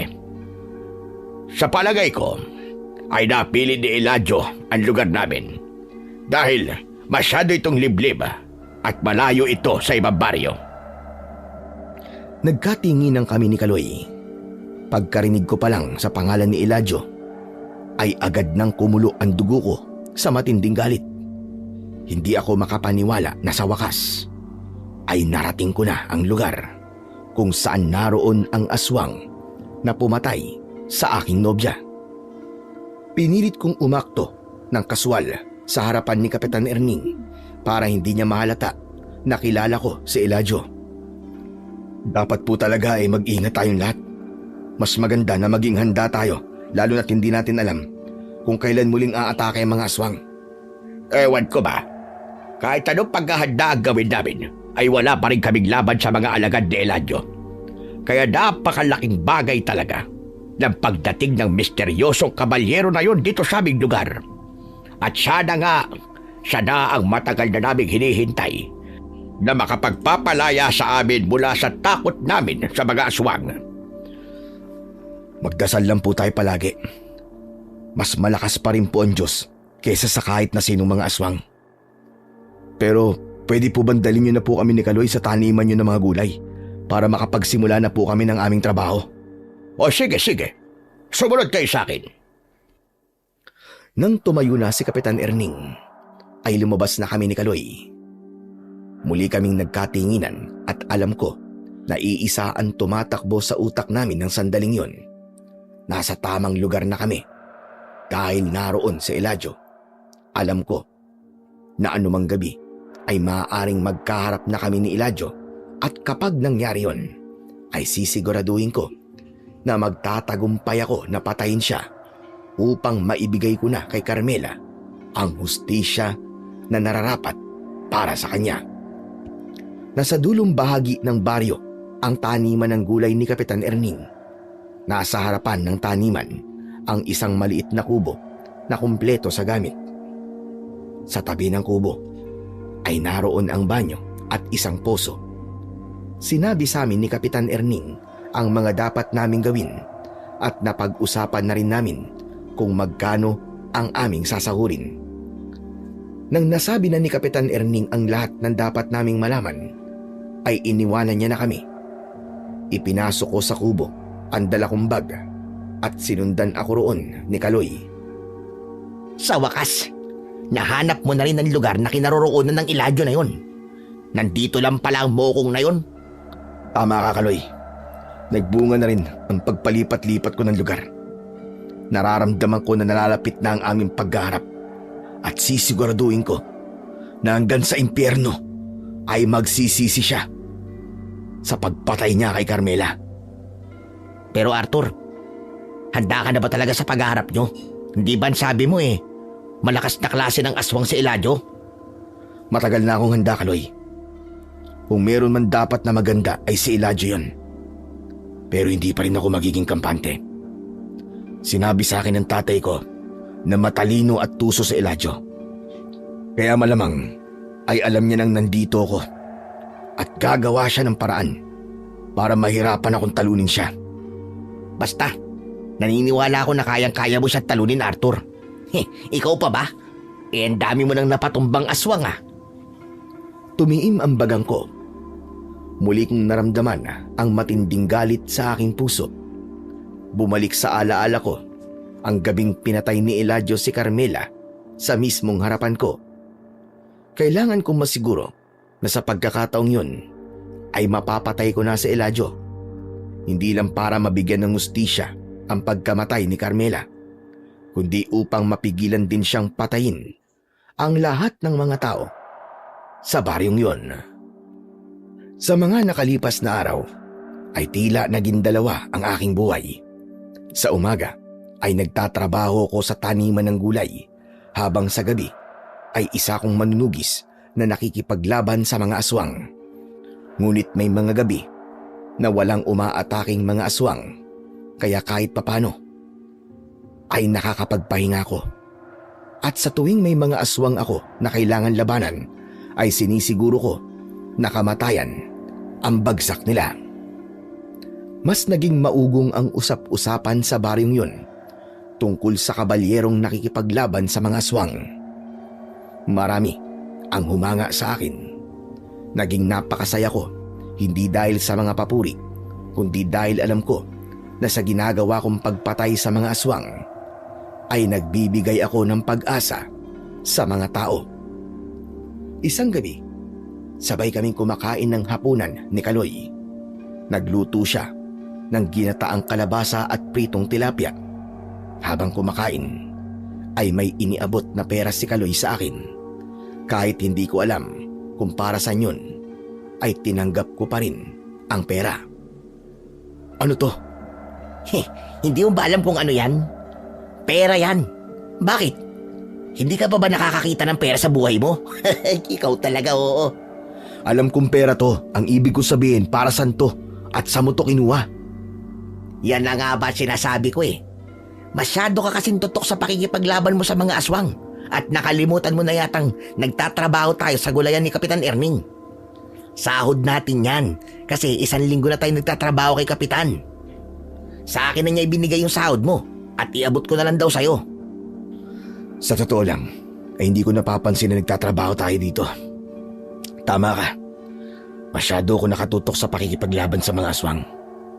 Iniisip ko na baka isang gabi ay biglang magpakita na sa akin si Eladio. Panigurado, alam na ng Eladio na yun na nandito ka. Sa dami man naman ng mga alagad niya na pinatay mo eh. Saka, mas lalo kang pinag-uusapan ng mga tao rito. Narinig ko nga kahapon dun sa umpukan na gusto nilang makilala kung sino yung kabalyerong nakikipaglaban sa mga aswang eh. Arthur, wala ka ba talagang planong magpakilala sa kanila? Wala, Kaloy. Dahil tumutulong ako sa mga tao ng bukal sa aking kalooban. At hindi ko na kailangang ipakilala sa kanila kung sino ako at kung anong ginagawa ko. Kaya naman idol na idol kita eh. Hindi talaga ako nagsisisi na sumama ako sa'yo. Ang dami kong natututunan sa'yo. Ako rin naman, Kaloy. Wala akong pagsisisi na pinayagan kita sumama sa akin. Napakalaki ng tulong mo para sa akin, Kaloy. Kaya nagpapasalamat ako sa'yo at sa lahat ng ginagawa mo para sa misyong ko to. Yan ka na naman eh. Nakakatas na naman yung sinasabi mo eh. Parang maiiyak tuloy ako eh. Huwag ka na nga umiyak. Bakit? Maiiyak ka rin ba kapag umiyak ako? Hindi. Ang pangit mo kasi kapag umiiyak ka. Hala siya. Natawa si Kaloy sa sinabi ko na yon. Pero totoo ang sinabi ko sa kanya. Napakalaki ng naitutulong ni Kaloy sa akin mula pa nung ginamot niya ang sugat ko hanggang sa paghahanap niya ng bahay na matutuluyan namin sa baryong yun. Kaya nasabi ko sa sarili ko ng sandaling yun na nakuha na ni Kaloy ng buo ang tiwala ko. Kinabukasan ng umaga, kahit madaling araw na ako nakauwi dahil sa pagbabantay ko sa baryo, ay maaga pa rin ako nagising. Gaya ng nakasanayan, ay may nakahain ng almusal sa lamesa. Tinawag ako ni Kaloy para makakain na kaming dalawa. Habang kumakain kami, ay biglang dumating si Kapitan Erning. Pinapasok namin siya at inaya siya ni Kaloy na saluhan kami sa almusal. Sinabi ni Kapitan na kumain na siya at wag na namin siyang intindihin. Pasensya na kayo kung pumunta ako rito ng ganito kaaga. Gusto ko lang kasi kayo kumustahin. Mahigit 1 linggo na kasi kayo nagtatrabaho sa akin. Ayos lang naman po kami rito, Kapitan.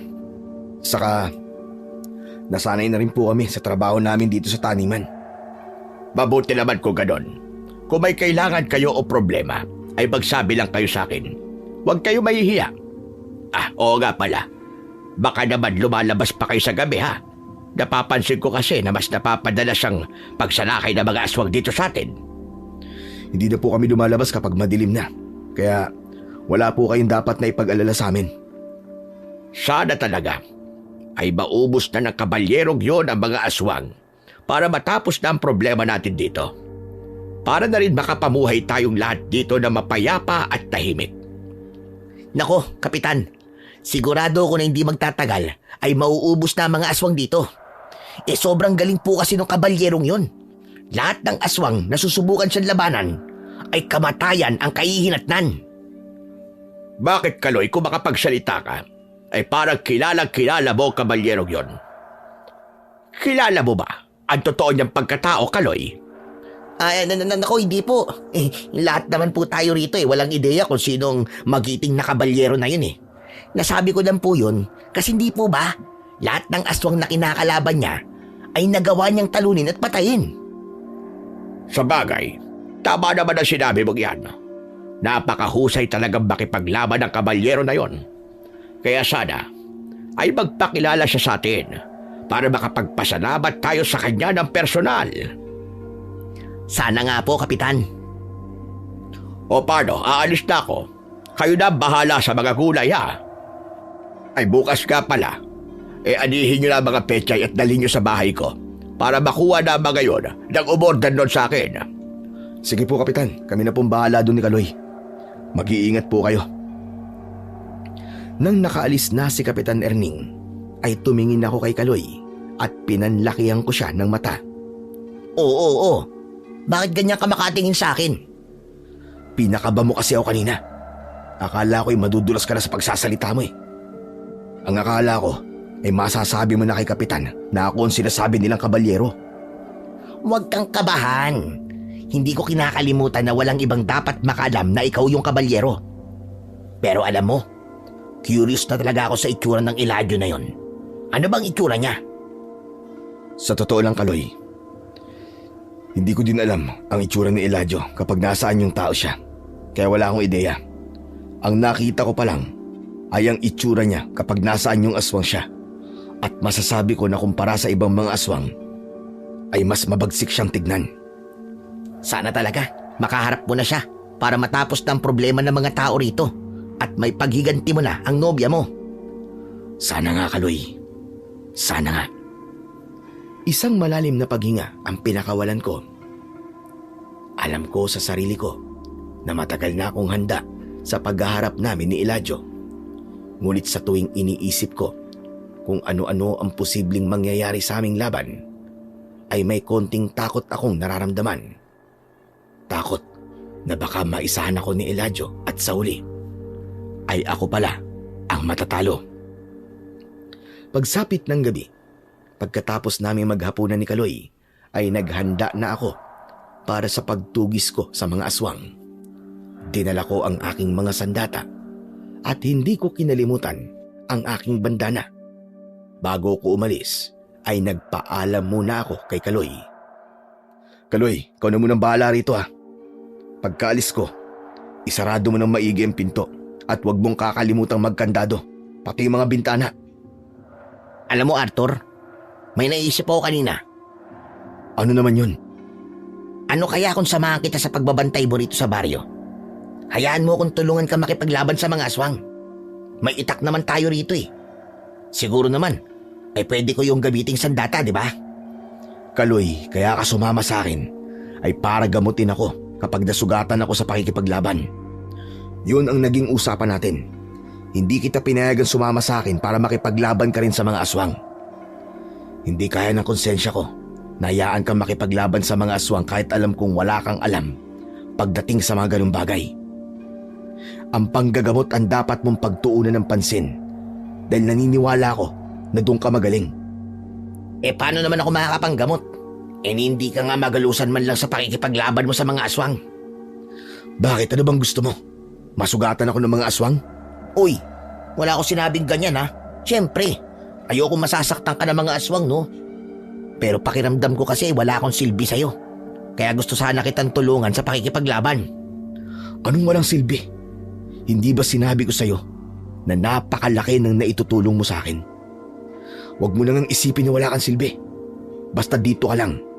At baka kapag sumama ka sa akin at may masamang nangyari sa'yo, ay habang buhay na dadalhin yun ng konsensya ko.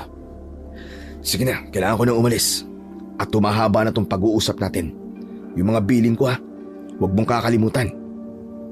Matapos yun, ay umalis na ako. Tinahak ko ang isang masikip na daan sa taniman ng gulay. Papunta yon sa gubat kung saan ko itinatago si Agibis. Nang narating ko na ang lugar sa gubat kung saan ko tinatago si Agibis, ay inalis ko ang pagkakatali niya sa isang puno. Agibis, pasensya ka na kung kailangan kitang itago rito ha. Hindi kasi pwedeng malaman ng mga tao na ako nagmamay-ari sa'yo. Paniguradong malalaman nila na ako ang sinasabi nilang kabalyero. Pero huwag ka mag-alala dahil nararamdaman ko na malapit nang matapos ang misyon natin at kapag nangyari yon, uuwi na tayo sa bahay. Sumakay na ako kay Agibis at pinatakbo ko siya palabas ng gubat. Habang tumatakbo ang kabayo ay isinuot ko na ang bandana sa aking muka. Pagdating sa baryo ay hindi ako makapaniwala sa sumalubong sa akin doon. May mga aswang na sumasalakay at pumapasok sa mga bahay. Walang tigil ang sigawan ng mga tao.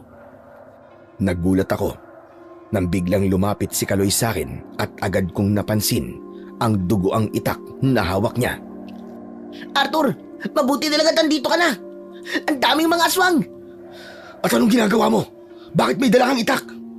Nang marinig ko kasi ang sigawan ng mga tao, hindi ko na napigilang hindi sila tulungan eh. Nakapatay na nga ako ng 2 aswang eh. Anak ng putya, di ka talaga marunong makinig sa akin ano? Huwag kang mag-alala. Kapag namatay ako, ay hindi mo kailangan sisihin ang sarili mo. Kasi desisyon ko na tulungan ka sa pakikipaglaban.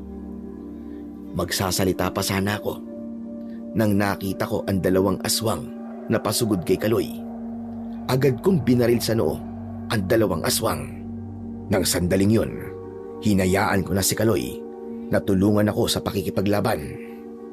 Habang sakay ako ng kabayo ay pinaputukan ko ang mga aswang na nasa malayo. Maya-maya ay bumaba na ako at pinatakbo ko si Agibis palayo. Doon na ako nagsimulang makipaglaban gamit ang balaraw at latigo. Bawat aswang na nagtatangkang lumapit sa akin ay hinahagupit ko ng latigo. Habang ang iba na nagtatagumpay na makalapit ay pinapatay ko gamit ang aking balaraw. Nawala na sa isip ko si Kaloy dahil masyado nang natuon ang atensyon ko sa napakaraming aswang na pinagtutulungan ako.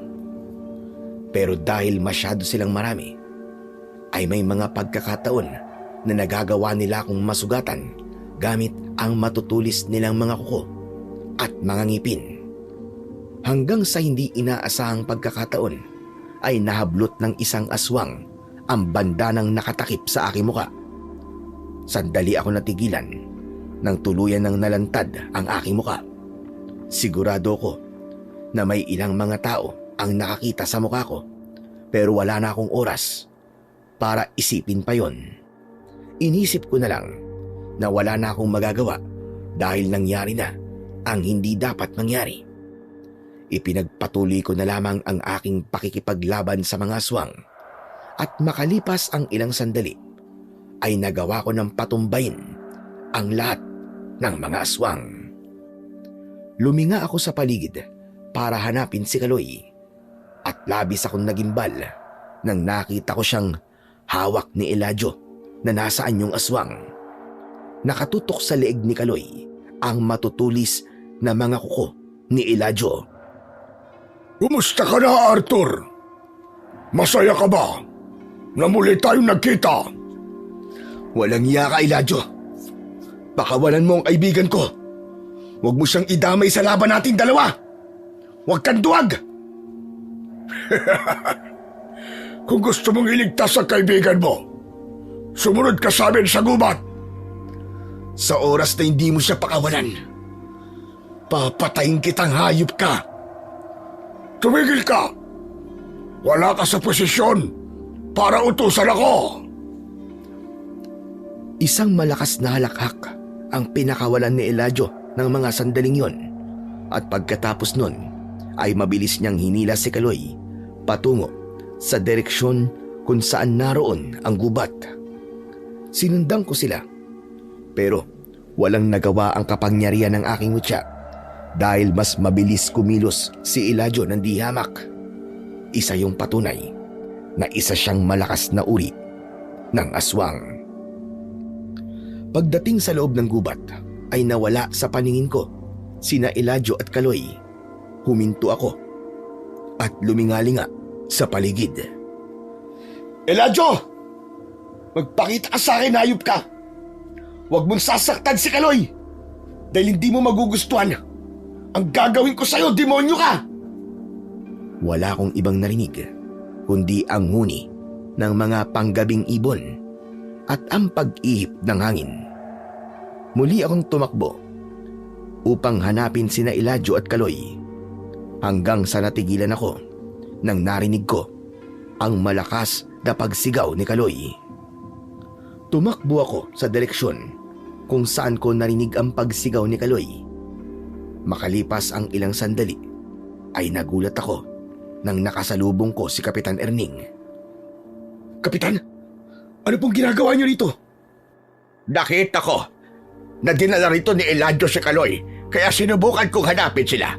Bilang kapitan ng baryong ito, ay tungkulin ko masiguro kaligtasan ng mga tao rito. Pero delikado po rito. Baka pati ikaw ay gawa ng hindi maganda ni Eladio. Hayaan mo na akong tulungan ka. Ha, oo nga pala.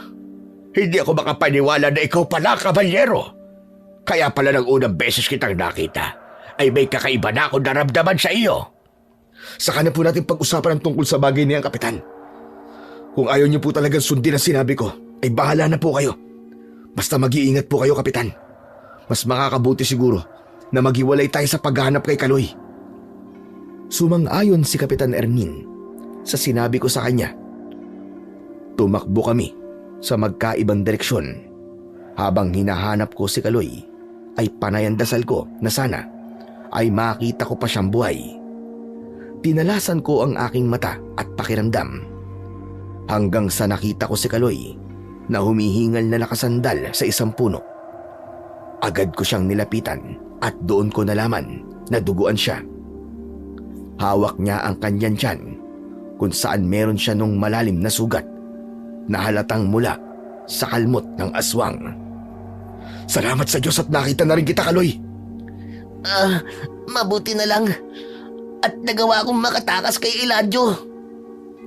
Dadali muna kita sa baryo at baka merong pwedeng gumamot sa sugat mo ron. Teka, sandali lang. May kailangan kang malaman. Kanina, bago pinagtangkaan ni Eladio ang buhay ko, ay pinakita niya sa akin ang anyo niya. Kapag isa siyang tao, Arthur, si Kapitan Erning, si Kapitan Erning. Ano yun? Anong meron kay Kapitan Erning? Si Kapitan Erning, siya si Eladio. Napamaang ako sa sinabi ni Kaloy. Pakiramdam ko ay sasabog ang ulo ko sa narinig ko. Parehas kaming nagulat ni Kaloy nang marinig namin ang boses ni Kapitan Erning. Kaya napalingon kami sa kanya. Kapitan, totoo ba ang sinabi ni Kaloy? Na ikaw si Eladio?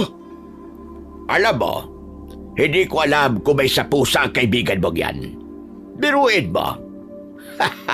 Nagawa pa niyang mabuhay pagkatapos ng ginawa ko sa kanya. Kung ganun, ikaw nga si Eladio, hayop ka! Kilala mo naman ako, Arthur. Hindi ako lumalaban ng patas. Wala kang kaalam-alam na alam ko na mapupunta ka sa baryong ito. Kaya kinuha ko ang katauhan ng kanilang kapitan matapos ko siyang patayin. Sa totoo lang, wala pa sana akong planong magharap tayo ngayong gabi. Pero unti-unti mo nang inuubos ang mga alagad ko. Kaya naisip ko na kailangan na kitang idispatcha at patayin. Para sa kaalaman mo, demonyo ka. Ubus na ang mga alagad mong aswang. Inubos ko na sila at pinagpipiesta na sila ng mga kalahin yung demonyo sa impyerno. Kung ganon, mas lalo ako nagkaroon ng dahilan para patayin ka Ang mga kagaya mong manunugis ay di na dapat binubuhay dahil baka tinik kayo sa lalamunan naming mga aswang. Sa isang kisap mata, ay nag-anyong aswang si Kapitan Erning at naging si Eladio na siya. Naglalagablab ang galit sa puso ko ng sandaling yun dahil alam ko na yun na ang pagkakataon ko upang maipagiganti ang pagkamatay ng pinakamamahal kong nobya na si Carmela. Mabilis na sumugod si Eladio papunta sa akin. 2 magkakasunod na bala ang pinakawalan ng aking pistol, pero matagumpay niya yung naiwasan. Nagulat na lang ako nang lumitaw siya sa aking harapan. Inunahan ko siya ng saksak sa tiyan niya gamit ang balaraw bago pa niya ako masaktan. Tumalon palayo si Eladio at saka siya malakas na humalakhak. Amoy na amoy ko ang galit sa iyong puso. Bakit? Nagtataka ka pa ba kung bakit ganito ang nararamdaman ko sa iyong demonyo ka? Pinatay mo ang nobya ko sa harapan ko at ang kamatayan mo rin ang magiging kabayaran sa ginawa mo sa kanya. Yun ay kung mapapatay mo ko. Muling umatake si Eladio at sa pagkakataon na yon ay nagawa niya akong masugatan sa braso. Mas lalo akong nagalit at walang tigil ko siyang pinaghahagupit ng latigo. Ngunit biglang hinawakan ni Eladio ang dulo ng latigo at hinila niya yon ng napakalakas. Kumawala sa kamay ko ang latigo at itinapon yun ni Eladio sa kung saan. Nang oras na yon ay wala na akong ibang aasahan kundi ang aking pistol, ang aking balaraw at ang kapangyarihan ng aking mutya ng sungay ng puting kalabaw. Nang tumakbo si Eladio papunta sa akin, ay pinaulanan ko siya ng bala.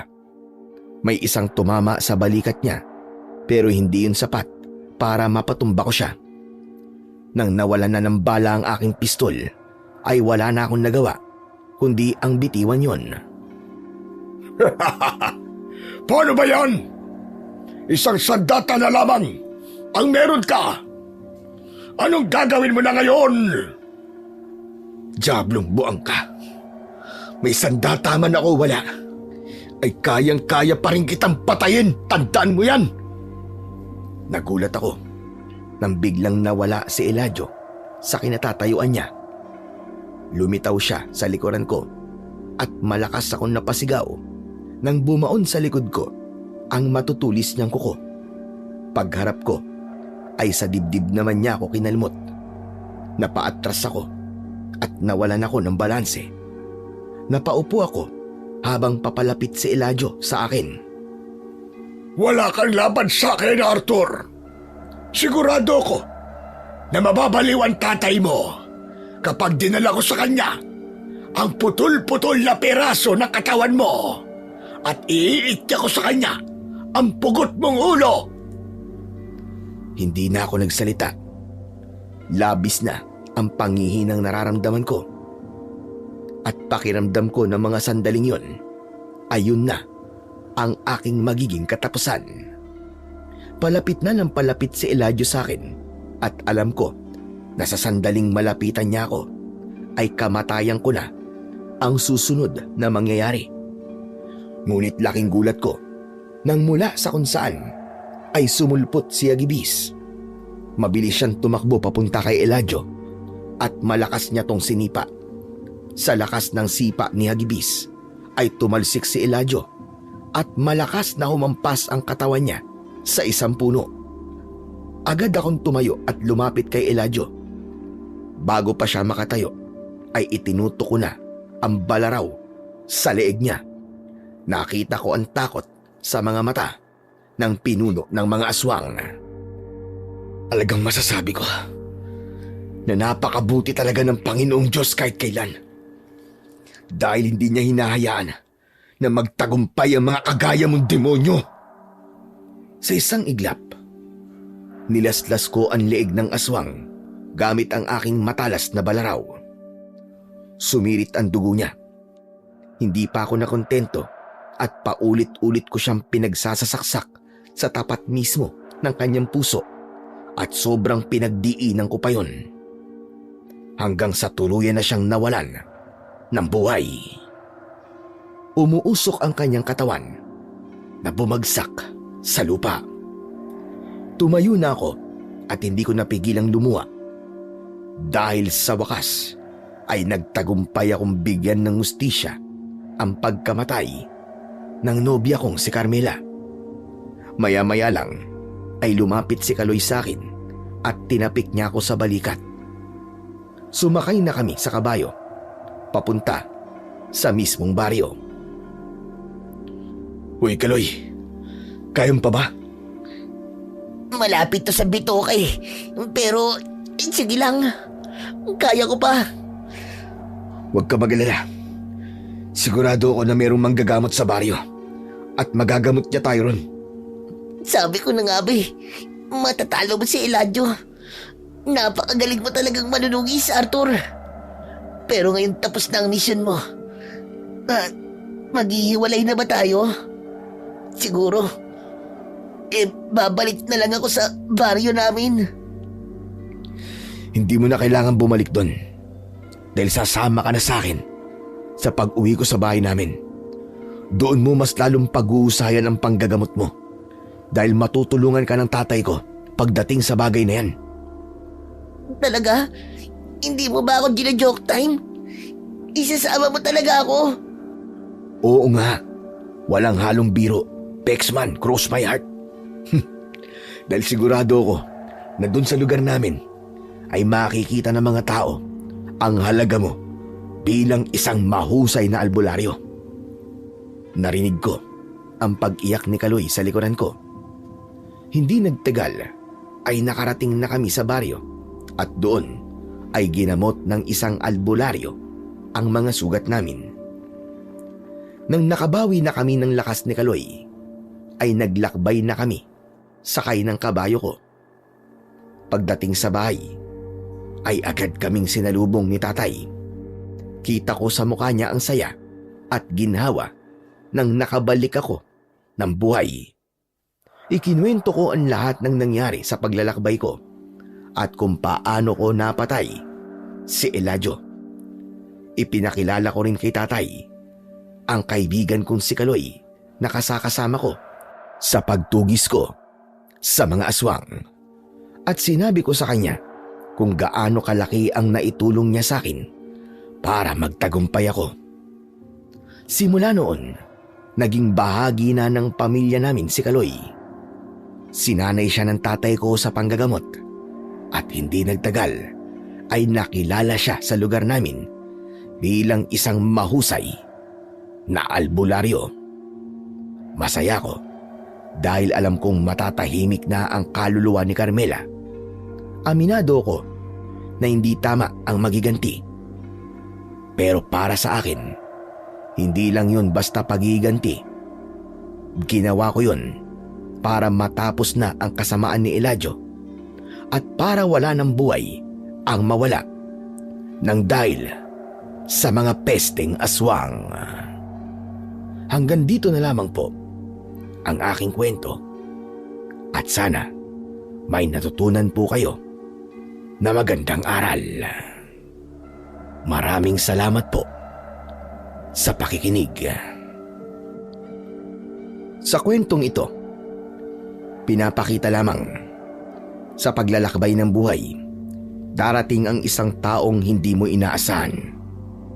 Isang estrangherong unti-unting magiging sandigan mo sa mga panahong wasak ang iyong damdamin at puno ng pait ang iyong puso. Sa gitna ng iyong mga misyon, ng paggangad ng pagiganti at ng bigat ng mga sugat na iniwan sa iyo ng nakaraan, may ipapadala ang Diyos na magsisilbing ilaw sa iyong landas. Sa kanyang presensya, mararamdaman mong may taong handang umunawa, makinig at umalalay sa iyo nang walang hinihinging kapalit. Unti-unti niyang ipapaalala sa iyo na may isang tao o isang kaibigan na katulad niya na handa kang paglingkuran at pakisamahan sa anumang oras. Sabi nga sa Biblia, Kawikaan 17:17, ang kaibigan ay nagmamahal sa lahat ng panahon at ang kapatid ay ipinanganak para sa panahon ng kagipitan.